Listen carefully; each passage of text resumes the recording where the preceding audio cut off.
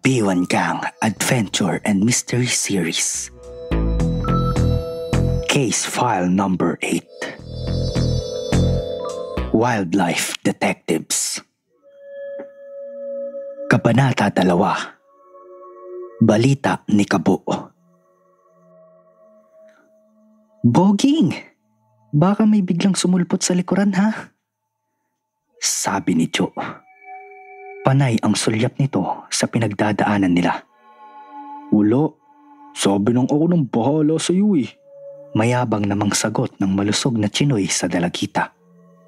Siguraduhin mo lang taba at Choy dahil pag napatay tayo rito ipapaliposuction kita ng walang anesthesia. Mataray na banta ni Joe. Sasagot pa sana si Taba nang biglang magsulputan ang marami nilang kalaban. Pinaligiran sila. Nakaambang lahat ang sandata. Ah! Sabay na sigaw ng dalawa, kasunod ng walang patid na pagsuntok, pagtadyak at pagsipa sa mga kalaban. Walang awang pinagpapatay ni Nacho at Boging ang mga iyon. Sumabog ang dugo at nagkalat ang mga bangkay sa kapaligiran. Sa kaliwa, Bogs! Sabi ni Joe habang patuloy pa rin itong nakikipagbakbakan. Nakita ni Taba ang tinukoy ni Joe. Mabilis na pinatalon ni Boging si Cyclops at sa kaniyon pinaulanan ng suntok ang tatlong kalaban. Chicken! Nakangising sabi ni Taba matapos nagapiin ang mga kalaban. Bogs, dumadami na sila! Sigaw uli ni Joe. Hindi na natin sila kayang lahat. Oo nga. Pansin din ni Boging na may pagkabalisa sa boses. Kailangang isabay mo ang power ni Storm sa power ko, Joe. 1, 2, 3. Yes! Sigaw ni Joe na nagpawala ng matinding power ni Storm.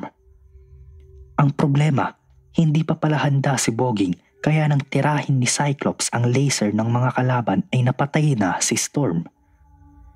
Ilang sandali lamang at pati si Cyclops ay nakabuwal na rin.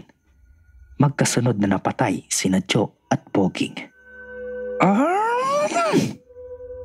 Ano pa yan eh? Inis at buong lakas na hiyaw ng dalagita. Joe, Boging, bakit? Anong nangyayari sa inyo? Humahangos mula sa silid na tanong ni Aling Linda. May hawak na magasin ang babae na hindi sinasadyang nalumukos nito dahil sa pagkakagulat at pagmamadali. Ho? Wala po. Naglalaro lang ko kami ng X-Men sa computer. Natatawang paliwanag ni Joe sa ina. Sus, paano naman kung makatili kayo parang may mga namamasaker na? Natatawa na ring sagot ng babae habang inuunat ang babasahing na gusot. Ang Kuya Gino mo pala, Joe, dumating na ba? Hindi pa, Mami, pero tumawag na po kanina. Dadaanan daw niya si Kiko para sabay na silang pupunta rito. Tamang-tama dahil pauwi na rin ang daddy mo. Pwede tayong makapagmeryenda ng salo-salo. Sagot ni Aling Linda. Biglang napaunat ang bilugang katawan ni Boging nang marinig ang isa sa paborito nitong salita. Merienda. Kailangan po ba ninyo ng tulong sa kusina, Aling Linda? Willing and able po ako. Maagap na kusa ni Taba. Ay naku, hindi na Boging. Kaya ko na. Maiwan na kayo dito ni Joe at ituloy ninyo ang paglalaro ng Pac-Man. Mabilis ding pigil ng babae sa patayo ng binatilyo. Pac-Man? Nagkatingin ang sabi ni na Joe at Boging na parabang diring-diri. Aling Linda, laos na ho yun. X-Men ho to. Ani ni Taba. O siya, kahit ano pa yan, basta tawagin mo na lang ako, Joe, pag dumating na ang daddy mo ha. Bilin nito bago nagtuloy sa kusina. Ano bang nangyari kanina, Bogs? Ba't tayo natalo? Baling ng dalagita sa katabi. Hindi kasi tayo nagkasabay sa pagtira sa kalaban. Di ba nagbilang ka hanggang 3? Oo nga. Kaya lang, ang ibig kong sabihin 1, 2, 3. Tapos saka natin sila titirahin ng sabay. Ang nangyari, 1, 2 pa lang, inupakan mo na agad. Saka, hindi lang dapat basta tira, Jo. Kailangang hiwalay tayo ng aasintahin. Ako sa kaliwa at ikaw sa kanan para patay lahat ng kalaban natin. Tumatangong tugon ni Jo. Teka, palagi bang ganon? Ako sa kaliwa at ikaw sa kanan? Hindi. May sitwasyong kailangang sabay tayo ng aasintahin pero huwag kang malito, Jo. Ganito ang gagawin natin. Pag sinabi kong play number 1, ibig sabihin isang lugar lang ang aasintahin natin. At kung magkahiwalay naman, play number 2? Oo. Ano, isang game pa? Hamon ni Boging na inaayos ang suot na salamin. Hindi nakasagot si Jo dahil narinig nila ang kalampag ng bakal sa gate. Sandali pa at pumasok na ng kabahayan sina Gino at Kiko. Humalik sa ina si Gino nang sinuhin ng babae ang dumating. Good afternoon po, Aling Linda. Nakangiting bati ni Kiko matapos na ilapag sa silya ang dalang backpack. Oh, kumpleto na pala ang B1 gang. Pero hintayin na muna natin ang mic nyo ha, para sabay-sabay na tayo magmerienda. Sabi ni Aling Linda kina Kiko at Boging bago ito muling nagbalik sa kusina. Wala ba kayong napansing bago sa akin? Baling agad ni Kiko kina Jo at Boging. Parang modelo sa rampa na naglakad-lakad siya sa harapan ng dalawa. Sadyang tinatabingan ang telebisyon para matiyak sa kanya nakatutok ang atensyon ng mga kaibigan. Hoy Kiko, nakita ko ng suot mo yung minsan niyang t-shirt na yan. Huwag mo nang palusuting bago yan. Sabi ni Jo matapos tingnan mula ulo hanggang paa ang pabalik-balik na kaibigan. Luma rin naman yung baseball cap mo saka dati rin yung hikaw mo. Niloloko mo lang kami. Ani ni Boging. Umalis ka nga dyan, maglalaro kami. Pero hindi rin dito tumigil sa kapoporma si Kiko. Humarap siya kay Gino. Gino, please do the honors. Napataas ang makakapal na kilay ni Jo sa pagtataka nang may tinawagan sa telepono ang kapatid.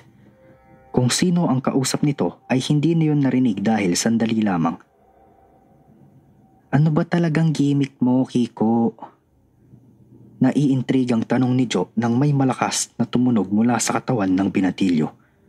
Malapad ang ngiti ni Kiko habang marahang inaangat ang laylayan ng t-shirt. Excuse me, may incoming message oh. Malanding pahayag niya na tuluyan nang ipinakita ang nakasukbit na pager sa bulsa ng pantalon. May beeper ka na?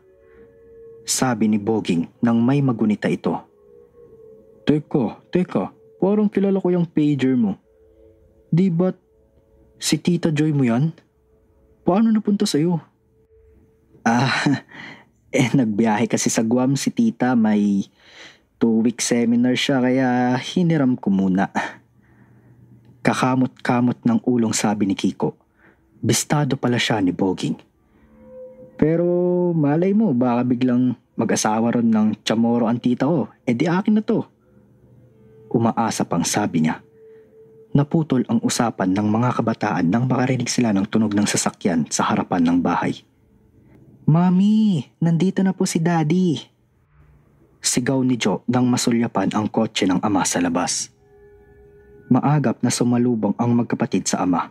Pati sina Kiko at Boging ay bumati rin sa taong itinuturing nilang lahat na isang huwarang mamamahayag at ang pinakamahusay na investigador sa buong Pilipinas. Oh, tayo na sa komedor. Nakahanda na ang pansit luglog. Yaya ni Aling Linda sa lahat.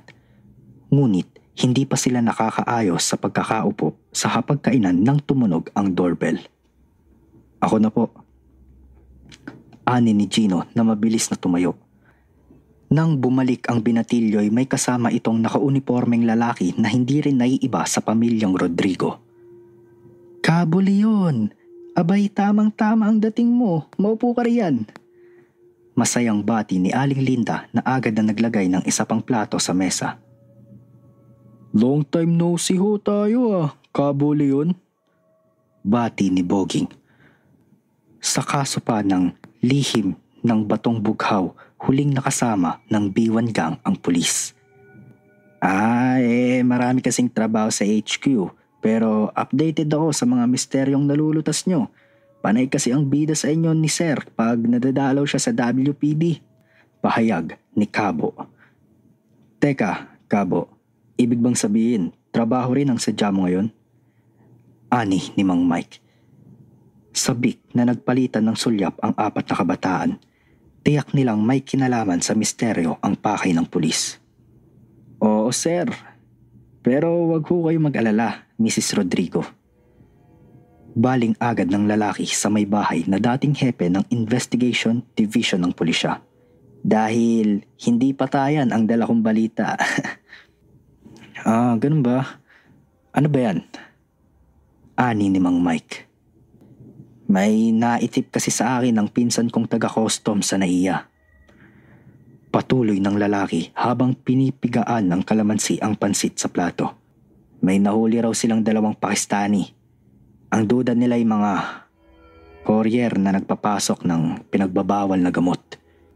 Biglang nabura ang kasabikan sa muka ng mga kabataan. Walang bago sa balita ng pulis. Ano nga naman ba ang hiwagang tutuklasin sa kasong ito?